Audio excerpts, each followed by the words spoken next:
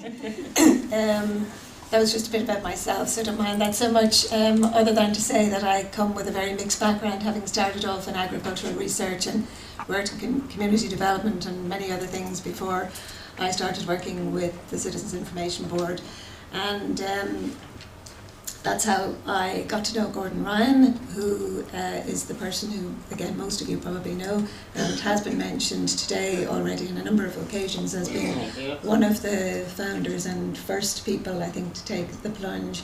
He was is a friend, was a work colleague, isn't here today because he is up to his eyeballs in finance, trying to make sure that people get paid before Christmas and money goes out and budgets are done. So I'm missing him here today. I would have liked to link up with him again, although I'm there at this stage as part of his circle of support and one of the directors of his company. I think he needs to call on my support a lot less as time goes on. I became, through the process, a huge admirer of Gordon's resilience, persistence, because really I think that's what he needed in those early days. As a general support person to him, though very often he didn't need that support, it was probably still useful to have me there, in situations that were described earlier this morning with the Irish Wheelchair Association and the HSE. When he went to set up the bank account, sometimes people find it hard to understand what Gordon is saying, so it was probably useful to have me there for that reason as well. But in terms of the actual work that needed to be done to get the whole show on the road, Gordon did that, and he did it with absolute unswerving desire to be in the situation of managing his own finances, having direct payments. The challenges were huge, and I think the fact that Gordon put so much energy into overcoming those challenges will make it easier for other people, and has possibly already made it easier for other people to do the same.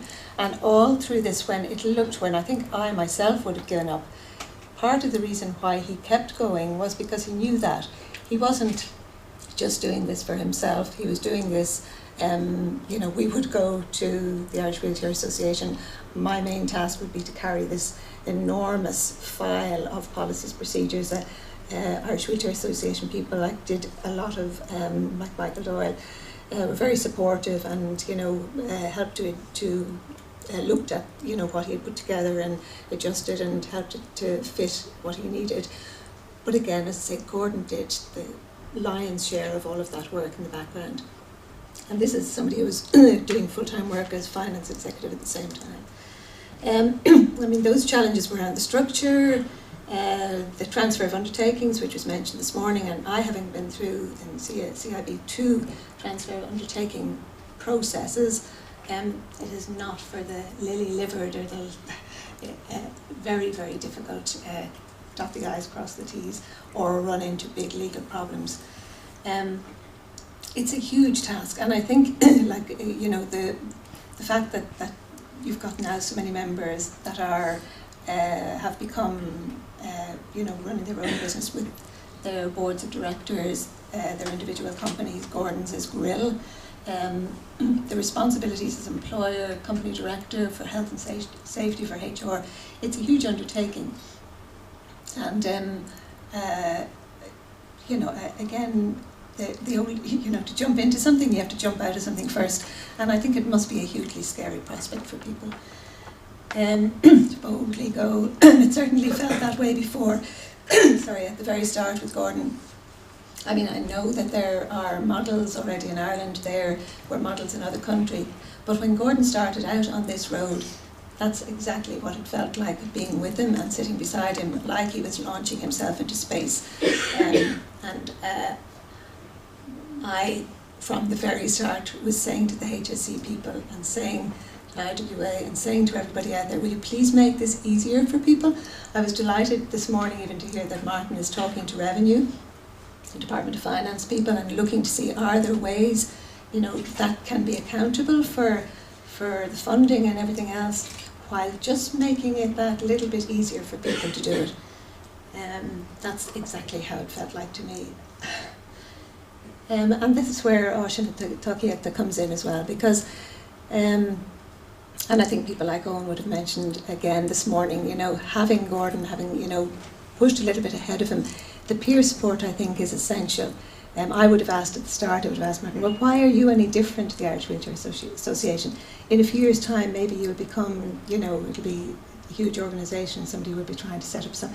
But it's not, because it's people with disabilities supporting each other, you know, doing the work and then sharing it, and helping people to come and, you know, to almost take the steps before them, so that other people can look and say, well, I've seen it work, I've seen somebody maybe that has a more severe disability than I have, going that route successfully and having a happier life and a more fulfilled life because of it. I mean, this year alone, I think Gordon has, and his poor BA have driven about 4,000 kilometres around the cities of Europe.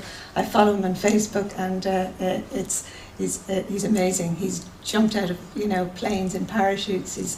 He's done all kinds of things that I wouldn't have the guts to do in a million years. I think there are different ways of doing this. Brokerage was mentioned this morning. The AT road model, the individual company is not going to be for everybody. It is a matter of people having choice and having control of their lives. There is no choice for people if there aren't any options out there.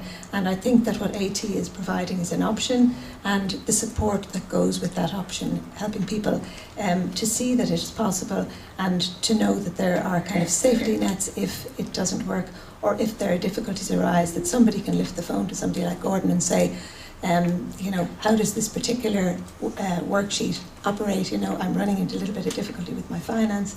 The sort of things I think that most of us don't have to deal with in life, you know, in terms of individually employing somebody and managing all that entails.